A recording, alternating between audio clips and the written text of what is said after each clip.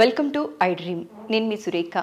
ఇవాళ మనతో పాటు ఉన్నారు senior root canal specialist, implantation specialist, star dental hospital Tirupati chairman doctor Vamshikrishna garu. వారితో మాట్లాడి మరిన్ని విషయాలు తెలుసుకుందాం. నమస్కారం అండి. వంశీ గారు, నార్మల్గా ఈ చలికాలంలో కానీ ఎక్కువగా పళ్ళు జివ్వమంటున్నాయి అంటారు కదా. అడ్వర్టైజ్మెంట్స్ కూడా పళ్ళు జివ్వమంటున్నాయి తోటే ఎక్కువ వింటూ ఉంటాం. ఎక్కువ మందిలో ఈ సమస్య రావడానికి గల కారణం ఏంటండి? ఫస్ట్ ఆఫ్ ఆల్, ఒకటి మనకు పళ్ళు జివ్వమంటున్నాయి అంటే ఇక్కడ మనం చూసుకోవాల్సింది జనరల్గా రంధ్రం పడిన పళ్ళు వల్ల, లేదా పిప్పి పన్ను, పుచ్చు పన్ను అంటాం కదండి. సో ఎప్పుడైతే ఈ పుచ్చు పంటి లోపల ఉండే నరాల వరకు వెళ్తుందో అప్పుడు మనం ఎప్పుడైనా చల్లనీళ్ళు కానీ, పులుపు కానీ, స్వీట్ కానీ తిన్నా పళ్ళు లాగడం అనేది జరుగుతుంది. ఓకే. ఉదాహరణకి ఫర్ ఎగ్జాంపుల్ మనకు ఎడం పక్క ఒక్క చోట మాత్రమే తిన్నప్పుడు జివ్వమంటోంది అంటే అటు సైడ్ ఖచ్చితంగా ఏదో ఒక పన్ను పుచ్చి ఉంది అని మనకు ఒక ఇండికేషన్ అనమాట. అంటే పళ్ళు జివ్వమనిందంటేనే పన్ను పుచ్చింది అని అర్థం. ఒక కారణం అని చెప్పొచ్చు. ఎందుకంటే ఈ పుచ్చు లోపల ఉండే నరాల వరకు వెళ్ళి ఆ ఏరియా అంతా ఎక్స్పోజ్ అయిపోతుంది. సో మనం ఏదైతే చల్లగా కానీ వేడిగా కానీ తీసుకుంటామో ఇది నేరుగా పంటి లోపల ఉండే నరాల వరకు వెళ్ళి ఈ సెన్సిటివిటీ అనేది వస్తుంది. హైపర్ సెన్సిటివిటీ అంటాం. సో నొప్పే రావాల్సిన అవసరం లేదు పుచ్చు పన్ను ఉన్నప్పుడు. సో ఇది ఒక ఇండికేషన్ అనేది మన బాడీ ఇస్తూ ఉంటుంది. సో ఇక్కడ ఒక పిప్పి పన్ను ఉంది మీకు అనేది.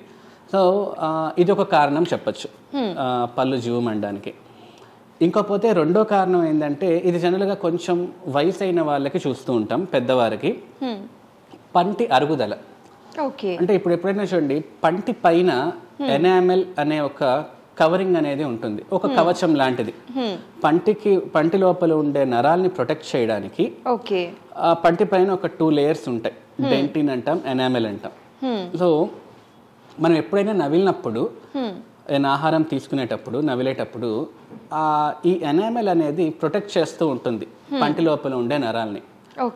సో కొంతమందికి ఎలా ఉంటుందంటే ఎక్కువ బాగా నవలడం వల్ల కావచ్చు, లేదా వాళ్ళకుండే అలవాట్ల వల్ల కావచ్చు, సో పళ్ళు త్వరగా అరిగిపోతాయి. సో అంటే ఎనామెల్ అనేది అరిగిపోతుంది.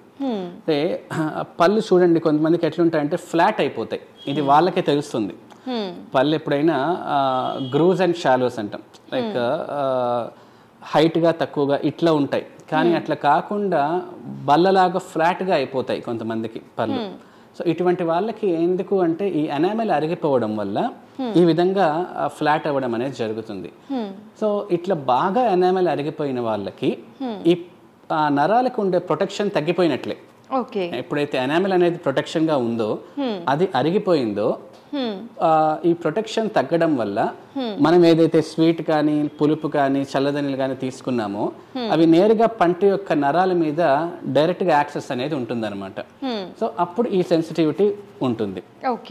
సో ఇదొక కారణం చెప్పచ్చు. అంటే పళ్ళు బాగా అరిగిపోవడం వల్ల కూడా సెన్సిటివిటీ అనేది వస్తుంది. ఇంకొంతమందికి ఏంది అంటే పళ్ళు పై భాగం అరగదు, ఈ సైడ్స్ అరుగుతాయి అన్నమాట.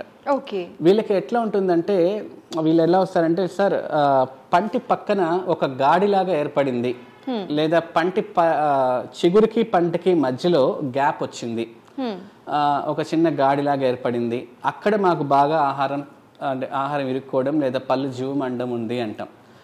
ఇది ఎందువల్ల వస్తుందంటే ఒక రీజన్ వచ్చి ఎక్కువసేపు బ్రష్ చేయడం వల్ల.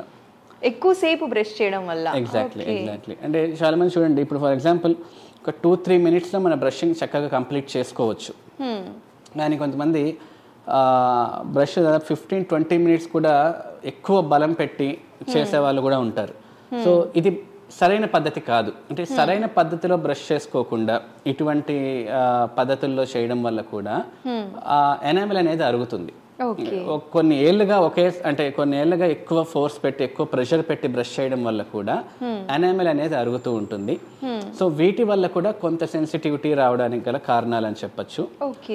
ఇంకొంతమందికి ఏంటి అంటే పళ్ళు వరుసలో లేకపోవడం వల్ల కూడా, ఇప్పుడు పళ్ళన్నీ వరుసలో ఉన్నాయనుకోండి, ప్రతి పన్ను మీద లోడ్ అనేది ఈక్వల్ గా స్ప్రెడ్ అవుతుంది.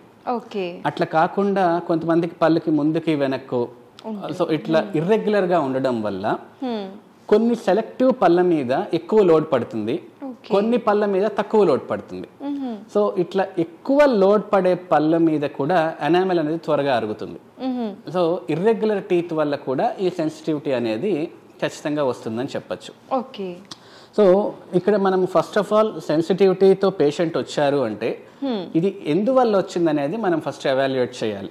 అది పిప్పి పన్ను వల్ల వచ్చిందా, లేకపోతే పళ్ళు అరుగుదల వల్ల వచ్చిందా, ఎనామెల్ అరుగుదల వల్ల వచ్చిందా, లేదా వీళ్ళు faulty methods like faulty brushing వల్ల వచ్చిందా, సరైన పద్ధతిలో బ్రష్ చేసుకోకపోవడం వల్ల వచ్చిందా, ఇవన్నీ కూడా మనం ఫస్ట్ ఎవాల్యుయేట్ చేస్తాం. సో దానికి తగ్గట్టు ఇప్పుడు ఫర్ ఎగ్జాంపుల్ పిప్పి పన్ను ఉందనుకోండి, దానికి సిమెంట్ పెడతాం, సెన్సిటివిటీ పూర్తిగా పోతుంది, లేదా రూట్ కెనాల్ క్యాప్ ఏదో చేస్తాం, సెన్సిటివిటీ పోతుంది. అట్లా కాకుండా నేను ఇంత చెప్పాను ఎక్కువసేపు బ్రష్ చేయడం వల్ల గాడి ఒక చిన్న గాడిలాగా ఏర్పడింది అని చెప్పి, ఇటువంటి వాళ్ళకు కూడా ఆ ప్లేస్ లో సిమెంట్ పెడతాం. దీన్ని అబ్రషన్ అంటాం, మామూలు వాడుక భాషలో చెప్పాలంటే అబ్రషన్, ఎక్కువ రాపిడి వల్ల వచ్చింది అనుకోవచ్చు. సో ఇటువంటి అబ్రషన్స్ కి కూడా సిమెంట్ పెట్టడం వల్ల ఉపశమనం అనేది ఖచ్చితంగా ఉంటుంది. అట్లా కాకుండా వయసు పెద్దవాళ్ళకి బాగా అరిగిపోయిన పళ్ళకి ఏంది అంటే కొన్ని రకాల స్టార్టింగ్ స్టేజ్ లో కొన్ని రకాల డీసెన్సిటైజింగ్ టూత్ పేస్ట్ లాంటివి ఇస్తాం, లేదా కొన్ని డీసెన్సిటైజింగ్ జెల్స్ ఉంటాయి, మేము హాస్పిటల్లో అప్లై చేసే జెల్స్ కొన్ని ఉంటాయి. లేదు ఈ స్టేజ్ కూడా దాటేసి కొంతమంది ఎట్లా వస్తారంటే, సార్ ఈవెన్ కుండలో నీళ్లు తాగుతున్నా మాకు ఇబ్బందిగా ఉంది అన్న వాళ్ళకి ఫైనల్ గా ఆ హైపర్ సెన్సిటివ్ అయిన నర్వ్ ని, ఆ లోపల ఉండే నర్వ్ ని తీసేసి రూట్ కెనాల్ ద్వారా ఆ సెన్సిటివిటీ అనేది పూర్తిగా తగ్గించవచ్చు. సో సెన్సిటివిటీకి ట్రీట్మెంట్స్ స్టార్టింగ్ ఫ్రమ్ సిమెంట్ దగ్గర నుంచి రూట్ కెనాల్ వరకు కూడా మనం సెన్సిటివిటీని ట్రీట్ చేయొచ్చు, depending on the patient condition. వాళ్ళ కండిషన్ ఎక్కడుంది అనే దాన్ని బట్టి మనం ట్రీట్మెంట్ అనేది చేయడం జరుగుతుంది. డాక్టర్ గారు, అయితే ఇప్పుడు సెన్సిటివిటీ అనగానే మార్కెట్లో కూడా చాలా పేస్ట్లు అవైలబుల్ వచ్చేసాయి కదా, అందరూ ఒక డాక్టర్ ఒక పేషెంట్కి రాసింది మిగతా వాళ్ళు వాడడమో, లేకపోతే మార్కెట్లో ఎక్కువగా యాడ్స్లో చూసిన పేస్ట్లు వాడడమో చేస్తూ ఉన్నారు కదండి. ఇది అసలు కరెక్టే అంటారా, రాంగ్ అంటారా? దీనివల్ల ఏమైనా సైడ్ ఎఫెక్ట్స్ వచ్చే అవకాశాలు ఉన్నాయంటారా?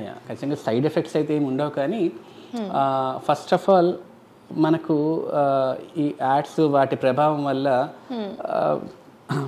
వాళ్ళంతటా వాళ్ళే వెళ్ళి సెన్సిటివిటీ పేస్ట్ అనేది కొని వాడడం అనేది జరుగుతూ ఉంటుంది. ఫ్రీక్వెంట్గా చూస్తుంటాం. వాళ్ళు చెప్తారు కూడా, సార్ మేము పలాని బ్రాండ్ పేస్ట్ వాడుతున్నాం అయినా మాకు పళ్ళ ప్రాబ్లం తగ్గలేదు అని చెప్తుంటారు. సో ఇక్కడ మనం గుర్తుపెట్టుకోవాల్సింది ఏంటి అంటే, ఏ సమస్య లేని వాళ్ళు ఎటువంటి పేస్ట్ అయినా వాడచ్చండి. సో మీకు ఆ కంపెనీ ఈ కంపెనీ అనేది కాదు, మీకు ఏ కంపెనీ నచ్చితే ఏ ఫ్లేవర్ నచ్చితే ఆ పేస్ట్ వాడండి. పేస్ట్ అనేది ఒక ఫోమింగ్ ఏజెంట్ లాంటిది, ఒక మీడియం లాంటిది. అంటే బ్రష్ కి టీత్ కి మధ్యలో మన పళ్ళ మీద ఎక్కువ ప్రెషర్ పడకుండా ఒక ఫోమింగ్, ఒక షేవింగ్ జెల్ ఏ విధంగా అయితే ఉపయోగపడుతుందో అదే విధంగా ఇక్కడ ఒక ఫోమింగ్ ఏజెంట్ లాగా పేస్ట్ ఉపయోగపడుతుంది. ప్లస్ అందులో కొన్ని కెమికల్స్ యాడ్ చేయడం వల్ల, ఈ ఫ్లోరైడ్ లాంటి కెమికల్స్ యాడ్ చేయడం వల్ల పంటికి పుచ్చు నుంచి కొంత కాపాడడం, ఈ సెన్సిటివిటీని ఈ జిల్లు మండం లాంటివి కొంత తగ్గించడం అనేది కూడా ఈ పేస్ట్లో వాడే మెడికేషన్స్ వల్ల కొంత ఉపయోగం అనేది ఉంటుంది. కానీ ప్రతి ఒక్కరూ హైపర్ సెన్సిటివిటీ పేస్ట్ వాడాలా, లైక్ పళ్ళు జీవం అంటున్నప్పుడు పేస్ట్ అంటే ఒకరు ఇంట్లో వాడితే ఇంట్లో వాళ్ళందరూ అదే పేస్ట్ మంచిదని వాడుతుంటారు. అది మాత్రం ఏం చెప్తానంటే, మనకు డాక్టర్ గనక ప్రిస్క్రైబ్ చేస్తే, ఇప్పుడు ఫర్ ఎగ్జాంపుల్ మీరు పళ్ళు జీవం అంటున్నాయని డాక్టర్ దగ్గరికి వెళ్ళారండి, అప్పుడు ఆయన మీకు పేస్ట్ రాసిస్తారు. హైపర్ సెన్సిటివిటీకి తగ్గడానికి డీసెన్సిటైజింగ్ పేస్ట్ ఒకటి రాసిస్తారు. అప్పుడు వాళ్ళు మటుకు ఆ పేస్ట్ వాడుకుంటే చాలు, మిగిలిన వాళ్ళందరూ నార్మల్ పేస్టే వాడచ్చు. ఇంకొంతమందికి లైక్ చిగుళ్ళ సమస్య ఉంటుంది కొంతమందికి, వాళ్ళకి ఆ చిగుళ్ళకి సంబంధించిన మెడిసిన్ ఉండే పేస్ట్ ఒకటి రాస్తారు. సో ఆ చిగుళ్ళ సమస్య ఉండే వాళ్ళు ఆ పేస్ట్ వాడితే మంచిది. ఇప్పుడు కొంతమంది పిల్లలకి సపరేట్ గా పేస్ట్లు కూడా అందుబాటులో ఉన్నాయి. ఇప్పుడు పిల్లలకి ఉండే పేస్ట్ ఎట్లుంటుందంటే, లైక్ పిప్పి పళ్ళు రాకుండా ఉండడానికి ఉండే పేస్ట్లు కొన్ని ఉన్నాయి. సో ఇటువంటి పేస్ట్ వాళ్ళు వాడితే మంచిది. అందుకని ఆ చిన్నపిల్లల పేస్ట్ పెద్దవాళ్ళు వాడలేరు, పెద్దవాళ్ళు వాడే పేస్ట్ చిన్నపిల్లలు వాడలేరు. సో ఎవరి కండిషన్ కి తగ్గట్టుగా వాళ్ళకి పేస్ట్ అనేది అందుబాటులో ఉండడం జరుగుతుంది. సో అది మన కండిషన్ ని బట్టి మన డెంటిస్ట్ మనకు అడ్వైస్ చేస్తారు. అంతేగాని సో ఇక్కడ మనంతట మనం వాడుకోవాలంటే, మీకు ఏ సమస్య లేదా, మీకు ఇష్టం వచ్చిన పేస్ట్ వాడండి, సమస్య ఉందా మీ డాక్టర్ చెప్పిన పేస్ట్ వాడండి. అందరికీ ఒకటే పేస్ట్, అందరికి మీరు అన్నట్టు డీసెల్స్ అడ్వర్టైజ్మెంట్ చూసి ఇది మంచిది, ఇది వాడితే పిప్పి పళ్ళు రావనేది పాయింట్ కాదు. సో దేనికుంటే ప్రాపర్టీస్ దానికి ఉన్నాయి, ఎవరికి ఏది అవసరం అనేది డాక్టర్ సలహా మేరకు మీరు వాడుకోవడం మంచిది. Thank you so much Vamshikrishna garu, చాలా చక్కటి ఇన్ఫర్మేషన్ ఇవాళ మాతో షేర్ చేసుకున్నారండి. ధన్యవాదాలు. థ్యాంక్ యూ అండి.